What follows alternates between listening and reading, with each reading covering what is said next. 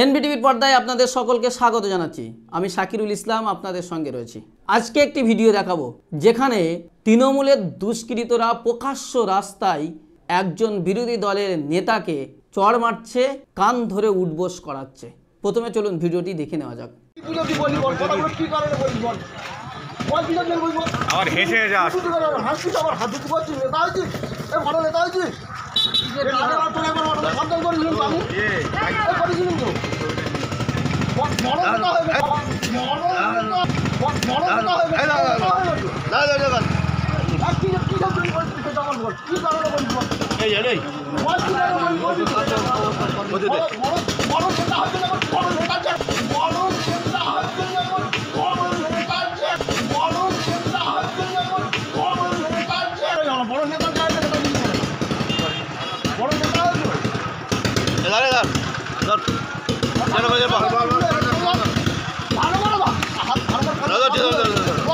সাউন্ডটা নাও, সাউন্ডটা কাজে যাও। আমি মদ খাওয়া অবস্থায় ছিলাম। আমার ভুল হয়েছে। আজ থেকে আমি কোনো পার্টি করছি না, না তৃণমূল করছি, না আরএসএফ করছি, না আরএসপি করছি, না সিপিএম করছি। কোনো পার্টি আগে তোমার একবার ভাই ভাই করে অটোয় বসে আমি ভাই ভাই করে বলে দিচ্ছি।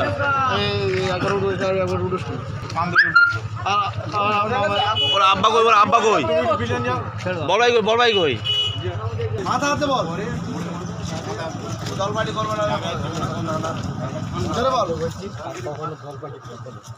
যে ভিডিওটি এক্ষুনি দেখলেন এটি বাসন্তী বোলাকের কদমতলা গ্রামে ঘটনা। সেখানে বিধায়ক জয়ন্ত নস্করের অনুগামীরা আইএসএফের বোলাক সম্পাদককে ধরে মারধর করছেন। দেখলেন তাকে মারা হলো, তাকে কান ধরে উঠবোস করানো হলো।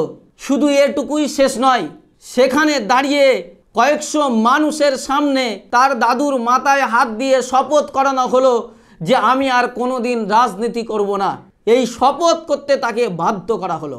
এ রাজ্যে বিরোধীরা বারবার অভিযোগ করে আসছে, এ রাজ্যে বিরোধীদের ঘরছাড়া করা হচ্ছে, মারধর করা হচ্ছে, ভোট পরবর্তী হিংসা অব্যাহত রয়েছে। এ নিয়েই অভিযোগ তুলেছেন বিরোধী রাজনৈতিক নেতারা। মুখ্যমন্ত্রী মমতা বন্দ্যোপাধ্যায় তিনি সাংবাদিক সম্মেলন করে বলছেন এটা ভুল কথা, মিথ্যা ভুয়ো ভিডিও ছড়ানো হচ্ছে, এই অভিযোগ তিনি করেছেন। তিনি বলেছেন দুটি একটা ঘটনা ঘটেছে, তবে যেভাবে প্রচার করা হচ্ছে, যেভাবে বিরোধীরা বলছে তা সম্পূর্ণ মিথ্যে। কিন্তু মুখ্যমন্ত্রীর এই দাবিকে নস্যাৎ করে দিয়ে মানবাধিকার সংগঠন এপিডিআর এর সম্পাদক মণ্ডলীর সদস্য রঞ্জিত সু তার ফেসবুক ওয়ালে লিখেছেন মুখ্যমন্ত্রী মিথ্যা কথা বলছেন। দু একটি ঘটনা নয়, এমন অনেক ঘটনা রয়েছে। আজও পর্যন্ত এমনভাবে বিরোধী রাজনৈতিক নেতাদের উপর অত্যাচার করা হচ্ছে। তিনি জানিয়েছেন মুখ্যমন্ত্রী মিথ্যা কথা বলছেন। আর মুখ্যমন্ত্রী যে দাবি করেছেন যে দু এক জায়গায় ঘটনা ঘটেছে, সম্পূর্ণ মিথ্যা। তাহলে এই যে ভিডিওটি আপনাদেরকে দেখালাম, এটার ব্যাপারে মুখ্যমন্ত্রী কি বলবেন?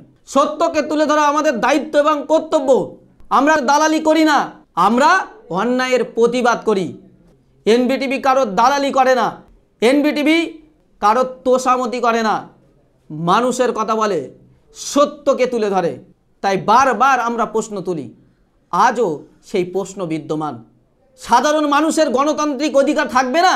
কে কোন দলে যোগদান করবে, কোন দল করবে কিংবা করবে না তা ঠিক করে দেবে রাজ্যের শাসক দল? তাহলে ভারতবর্ষে একটি বৃহত্তম গণতন্ত্র রাষ্ট্র, সেই বৃহত্তম গণতন্ত্রের রাষ্ট্রের মর্যাদা এই হবে? ভারতবর্ষের মতো একটি বৃহত্তম গণতন্ত্র রাষ্ট্রের সাধারণ মানুষের উপরে এইভাবে গণতন্ত্র প্রতিষ্ঠিত হবে? তাহলে তো এই রাজ্যের শাসক দলের উপরে প্রশ্ন উঠবেই। প্রশ্ন তো তুলবে বিরোধীরা, প্রশ্ন তুলবে তো সাধারণ মানুষ।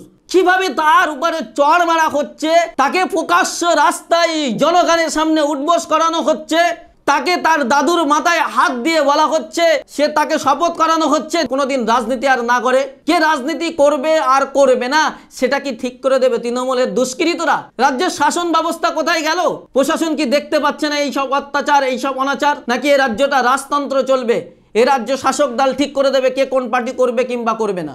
এ নিয়ে আর কতদিন চলবে এভাবে আর কতদিন চলবে? জনতার প্রশ্নের জবাব তো দিতে হবে।